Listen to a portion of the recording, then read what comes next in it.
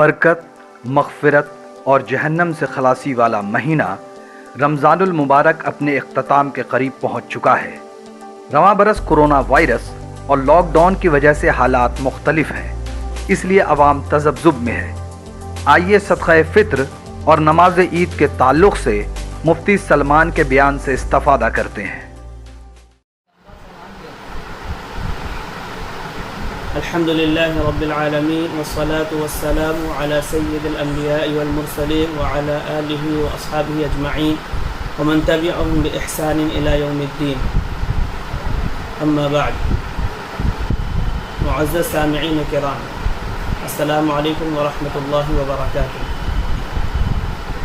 اللہ تعالیٰ کا بہت بڑا احسان اور کرم ہوا کہ رمضان جیسا بابرکت مہینہ اللہ نے ہمیں اس کی توفیق عطا فرمائی اور ہمیں یہ مہینہ عطا فرمایا، اور یہ مہینہ اب جو ہے اختتام پر ہے، اور یہ بابرکت مہینہ اب ہم سے رخصت ہونے والا ہے۔ اس کے متعلق سے آپ کے سامنے ایک حدیث رمضان کے متعلق سے ذکر کرنا چاہتا ہوں۔ وہ یہ ہے کہ آپ صلی اللہ علیہ وسلم کی ایک حدیث ہے جو بخاری مسلم اکثر حدیث کی کتابوں میں ہے، جس میں حضور پاک صلی اللہ علیہ وسلم نے ارشاد فرمایا، اس حدیث کا ایک ٹکڑا ہے کہ روزے دار کے لیے دو خوشیاں ہیں۔ ایک خوشی روزے دار کو اس وقت ہوتی ہے جب وہ روزہ کھولتا ہے، افطار کے وقت، جب اس کی پیاس چلی جاتی ہے، جب اس کا پیٹ بھر جاتا ہے، بھوک کی جو دقت ہوتی ہے، مشقت ہوتی ہے، وہ پوری ہو جاتی ہے، وہ ختم ہو جاتی ہے، تو اس وقت اس کو خوشی ہوتی ہے۔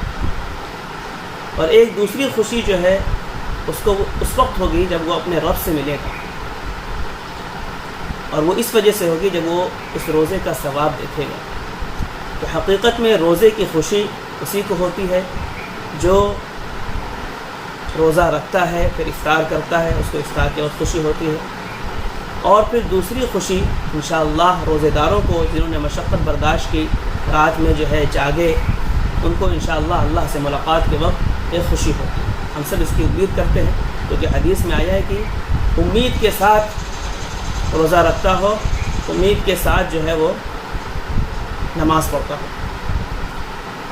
اس کے بعد جو ہے اب عید کے متعلق سے جو ہے چند باتیں ہیں، کیونکہ اب عید بہت ہی قریب آ چکی ہے۔ تو ایک بات تو یہ ہے کہ عید کے متعلق سے سب سے پہلی بات یہ ہے کہ ہم کو جو ہے اس بات کا حکم دیا گیا، حضور پاک صلی اللہ علیہ وسلم نے عید الفطر کے 2 دن پہلے حدیث میں آتا ہے کہ آپ نے صدقۃ الفطر نکالنے کا حکم فرمایا، اور وہ اس کے بارے میں بہت تاکید فرمائی، اور اس میں ایک بہت اہم بات یہ فرمائی کہ صدقۃ الفطر کا جو حکم ہے وہ اس واسطے ہے کہ جو فقراء ہوتے ہیں، جو مسکین ہوتے ہیں، ان کو اس عید کے دن بھی، جس دن سب خوشیاں منا رہے ہوں، اس دن ان کو مانگنے سے یعنی بے نیاز کر دیا جائے، یعنی وہ مانگتے نہ پھریں کہ ان کے پاس ضرورت کی چیزیں نہیں ہیں، بلکہ ہم ان کو اس سے پہلے جو ہے ان کو پیسے دے دیں، یا جو صدقۃ الفطر کا جو بنتی ہے قیمت ان کو ادا کر دے، تاکہ وہ بھی جو ہے دوسروں کی طرح خوشیاں منائیں، عید کی خوشیوں میں شامل ہوں۔ اس کے لیے جو ہے ہمیں کیا کرنا ہے، ایک تو یہ ہے کہ ہر وہ شخص جس کے پاس 200 درہم، حدیث کے اعتبار سے فقہا نے لکھا ہے 200 درہم اگر اس کے پاس زائد چیزیں ہوں، اس کی ضرورت سے زائد چیزیں اگر ہوں، یا اس کے پاس پیسے ہوں، وہ 200 درہم ہو یا اس کے برابر پیسہ ہو، یا اس کے پاس کوئی ایسی چیز ہو اس کے ضرورت سے زائد ہے، اس کی قیمت جو ہے 200 درہم کو پہنچتی ہے۔ آج کے دور میں فقہا نے اس کو 612 گرام جو ہے لگایا ہے، 612 گرام چاندی۔ تو اس کے اعتبار سے جو ہم نے اس کو پتہ کیا تو تقریباً 35,000 کی قیمت بنتی ہے۔ اور یہ جو صبح کے دن عید کی جو صبح ہوگی، طلوع جو ہوگا، طلوع آفتاب ہوگا، اس وقت جو جس کے پاس یہ اماؤنٹ ہوگی ضرورت سے زیادہ اس کو اس لیے ادا کر لیں۔ تو اس کا سب آدمی جس کے پاس ہے وہ اس کا اہتمام کرے۔ اسی طرح وہی لے سکتے ہیں اس کو جو کیا کہتے ہیں جن کے پاس یہ اماؤنٹ نہیں ہے، وہیں اس کو لے بھی سکتے ہیں۔ اس کا لحاظ رکھے لینے والے بھی اور دینے والے بھی۔ اور پھر جو ہے دینے کے اعتبار سے ہم اکثر جو ہے گیہوں کے اعتبار سے قیمت لگاتے ہیں، لیکن یاد رکھنا چاہیے کہ صرف گیہوں ہی نہیں دینا کے اعتبار سے قیمت نہیں لگانی، بلکہ گیہوں ہے، آپ صلی اللہ علیہ وسلم کی حدیث ہے گیہوں ہو، کھجور سے لگانا ہے، گیہوں کا ہو گیا آپ کے حدیث کے اعتبار نصف سا جو کہ پونے دو کلو گیہوں یا آٹا، اس کی قیمت جس کو تقریباً 55 روپے 50 روپے 55 روپے کے اعتبار سے آدمی دے۔ اس کے بعد پھر جو ہے دوسری چیزیں جیسے کھجور ہے، اس کے بعد جو ہے، اور پھر کشمش ہے، یہ 3 چیزیں اور ہیں جن کے بارے میں حدیث میں آیا ہے اور فقہاء نے نکالا ہے۔ تو ان میں جو ہے ہمیں 3.5 کلو دینا ہے، صرف گیہوں میں پونے 2 ہے، باقی میں 3.5 کلو، تو اس کے اعتبار سے دینا ہے، تو اس کی قیمت جو ہے بڑھ جائے گی۔ اس کا حساب تو نہیں لگائے، لیکن آپ اس کو 3.5 کلو کے اعتبار سے قیمت دیکھ کر، اور بہتر ان لوگوں کے لیے جو اچھے خاصے کھاتے پیتے ہیں اور یعنی کہ وہ ان پر فطرہ واجب بھی ہے اور گھر میں حالات بھی ان کے اچھے ہیں، تو ان کو چاہیے کہ تقریباً اچھا خاصا 200-300 روپے جو ہے نکالے،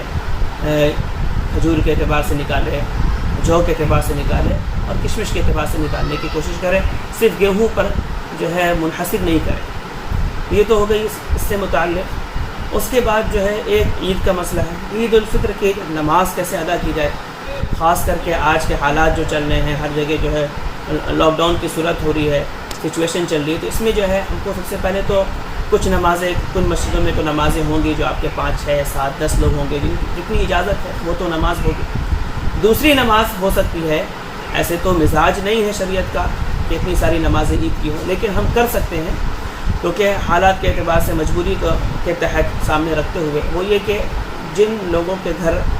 کا باہر کا حصہ ہے جہاں لوگ بغیر اجازت کے آ جاتے ہیں، کیونکہ جو شرائط عید کی ہے وہی شرائط جمعہ کی ہیں، تو لہٰذا ایسی جگہ میں آدمی نماز عید ادا کر سکتا ہے جہاں جو باہر کا حصہ ہو، صحن ہو، باہر کا کمرہ ہو، تو وہاں گھر کے لوگ وہاں نماز پڑھ سکتے ہیں، تو لہٰذا ادا کی جائے، اور فتاوے بھی علماء کے آ چکے ہیں اس بارے میں۔ تیسرے لوگ وہ ہوں گے جن کی نماز نہ گھر میں وہ پڑھ سکتے ہوں گے، نہ مسجد میں پڑھ سکتے ہوں گے، کیونکہ نہ گھر ان کا ویسا ہے، نہ مسجد جا پا رہے ہیں، تو ان کے لیے بھی حکم یہ ہے کہ خود بہت سے صحابی سے بھی یہ بات وارد ہوئی ہے کہ جو جس کی نماز عید کی نماز چھوٹ جائے وہ 4 رکعت نماز چاشتی ادا کر لے، تو انشاءاللہ اس کو اس کا ثواب ملے گا۔ تو لہٰذا یہ چند باتیں ہیں، اس کا ہم لحاظ رکھیں گے اور انشاءاللہ اللہ سے امید کرتے ہوئے جو ہے ان کو ادائیگی کریں گے۔ اللہ تعالی ہم سب کی کوششوں کو قبول فرمائے۔ وآخر دعوانا الحمدللہ رب العالمین۔ نیوز دا پیشن کے لیے گوہر عالم کی رپورٹ۔